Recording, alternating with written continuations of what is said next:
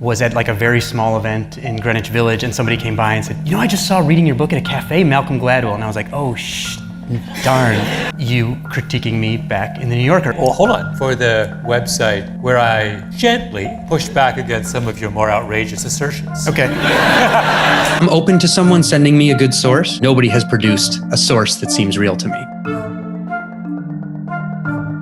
성공한 부모님 아래 부유한 가정에서 자란 사람들의 전형적인 공식이 있죠. 조기교육, 영어 유치원, 고액과외. 어릴 때부터 일찍 미래를 준비하기 때문에 한 분야에서 전문가가 되기 위해 필요한 1만 시간도 남들보다 빠르게 채울 수 있죠. 유명 베스트셀러 작가 말콤 글래드웰은 한 분야의 전문성을 띠기 위해서는 10,000시간을 부어야 한다고 예찬했는데요. 수능 영어를 예를 들어서 내가 100점을 목표로 한다면 하루에 3시간씩 일주일에 5일간 공부하면 1년에 약 780시간이 들고 1만 시간을 채우려면 대략 12년을 부어야 하죠. 이대로라면 내가 속한 분야에서 빛을 발하려면 최소 몇 년을 갈아 넣어야 할지 답이 나오죠. 근데 이 1만 시간의 법칙은 틀렸다고 하면서 말콤 글래드웰의 이목을 끈 사람이 있어요. You're arguing, no, it's the Roger model. It doesn't. One thing I've never understood is why did we fall in love with the Tiger model and not like the Roger model? Wait, I thought you made us fall in love with the Tiger model.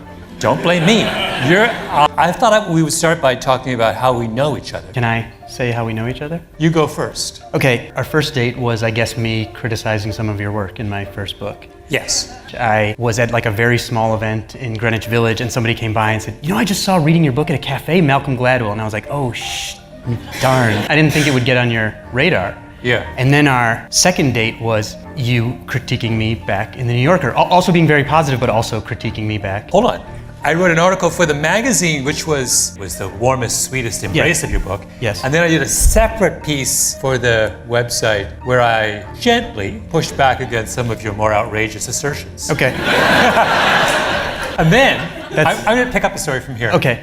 Then, was I on So book gentle. tour? You here have probably heard of the 10,000 hours rule.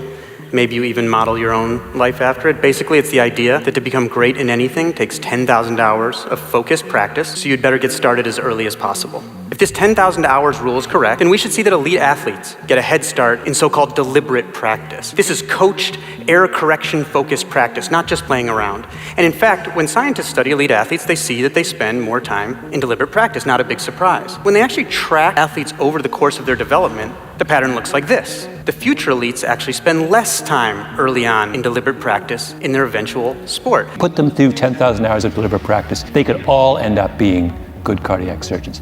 I don't think there's any magical talent. In other words, I think it's just basically, if you're smart enough to get through college, you can be a great surgeon. And cardiac surgery is like very much a psychomotor skill, right? And would fit into sort of your description of chunking, right? It's clear that we can all master certain things that are based on chunking, right? Could be right, but at the same time, if you look at just doctorates in general, in a famous study, the study of mathematically precocious youth, it was based on the top 3%. They were given like a math test of ability of the top 1% has more than twice as many doctorates as the bottom of the top 1%. I think you're facing a high bar to justify that. Actually, I thought that was interesting because in one of the things I wrote in the book, the average number of hours of practice to international master status in chess is 11,053, but some people make it in 3,000 and some haven't made it past 25,000, so you don't really care about the average. You want to know the range. 심지어 노벨 수상자들도 일반 과학자들에 비해 자신의 분야 외 취미를 22배 더 많이 가지고 있다고 해요. We never really hear developmental stories like this, do we? We don't hear about the research that found that Nobel laureate scientists are 22 times more likely to have a hobby outside of work as our typical scientists. We never hear that. 효율성의 측면에서 보면 굉장히 잘못하고 있는 거겠죠. 거꾸로 생각해보면요. 우리가 1만 시간의 법칙에 그토록 열광하는 이유는 그것만 딱 하고 다른 일에는 신경을 안 써도 될 것 같기 때문이죠. 실제로 갖은 노력 끝에 삶이 뒤집히거나 성공을 거머쥐지 못하는 이유는 cognitive entrenchment, 인지 고착 때문입니다. About thinking outside of experience and unlearning what you learned.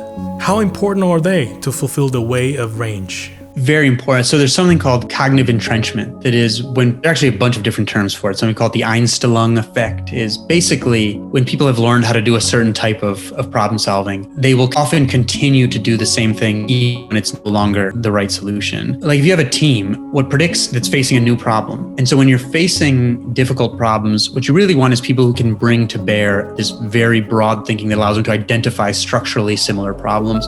And you really want to have a lot of diversity on your team. So some of the research I I write about in the book, looked at scientific teams and how these really broad teams that had some generalists and some specialists and a diversity of domains would solve problems sometimes like this that took teams that all had very similar experience, 6 months to solve. The kind of 10,000 hours type thinking has been internalized, is that people say you need to do the same thing over and over and over and over and over and over and over again. There's this quote that people always send to me who want to argue with me about this, that they attribute to Bruce Lee, saying, I don't fear the man who practiced 10,000 kicks once, I fear the man who practiced one kick 10,000 times. First of all, I can find no evidence that Bruce Lee actually said that. So to me, I'm open to someone sending me a good source, but as yet, every person that's tweeted it at me that I ask, nobody has produced a source that seems real to me. So maybe he said that, maybe he didn't. My guess right now is that he didn't. And also, what he became famous for was a much more flexible style that incorporated an integration of many different styles that made him adaptable. Or as he did say, be like water. Don't have a style. A style makes you rigid. Those things he actually did say. And so I think